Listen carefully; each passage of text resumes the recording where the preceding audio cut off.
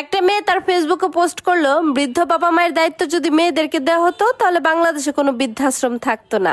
ওই পোস্টে আবার একটা ভাইয়া কমেন্ট করলো, সব মেয়েরা যদি শ্বশুর শাশুড়ির খেদমত করতো, শ্বশুর শাশুড়ির সেবা যত্ন করতো, তাহলে বাংলাদেশ কি পুরো পৃথিবীতেই কোনো বৃদ্ধাশ্রম থাকতো না।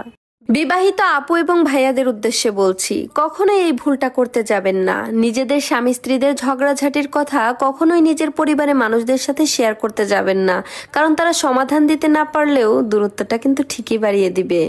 সবাই কয় নদীর পানি ঘোলা ভালো, জাতের মেয়ে কালা ভালো। আচ্ছা, নদীর পানি ঘোলাইলে তো কেউই ওইটার মধ্যে নামবে চায় না, আর মাইয়া যদি কালা হয় তাহলে তো কেউ বিয়েই করবে চায় না। ওইটা তাহলে ভালো হইলো কেমনে?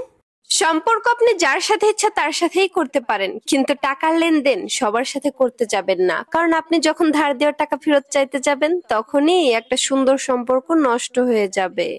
কিছু কিছু আত্মীয় আছে ইঁদুরের মতন। ইঁদুর যেমন যেই ঘরে খায় ওই ঘরে টিনের চালের বান কাটে, গর্ত করে, ঠিক তেমনি কিছু আত্মীয় স্বজন আছে দেখবেন আপনারটা খাইবো, আপনারটা পরবো, আবার মানুষের কাছে গিয়া আপনার নামেই বদনাম করবো। নারীকে সবজি দিলে তারা তরকারি বানিয়ে দিতে পারে, নারীকে ঘর দিলে তারা সংসার বানিয়ে দেখাতে পারে, নারীকে যদি ভালোবাসা দেওয়া হয় তাহলে তার পুরো জীবনটাই দিতে পারে।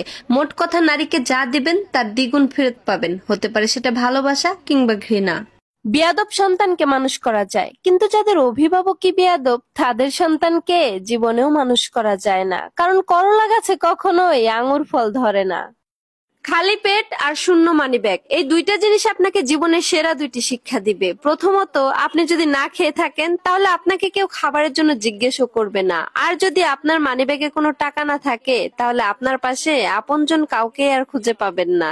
বাংলায় একটা প্রবাদ আছে, অতি বড় ঘরণী না পায় ভালো ঘর, অতি বড় সুন্দরী না পায় ভালো বর। আপনি যতই রূপবতী গুণবতী যত যাই কিছুই হন না কেন, দিন শেষে ভাগ্যবতীর ভাগ্যের কাছে আপনাকে হেরে যেতেই হবে।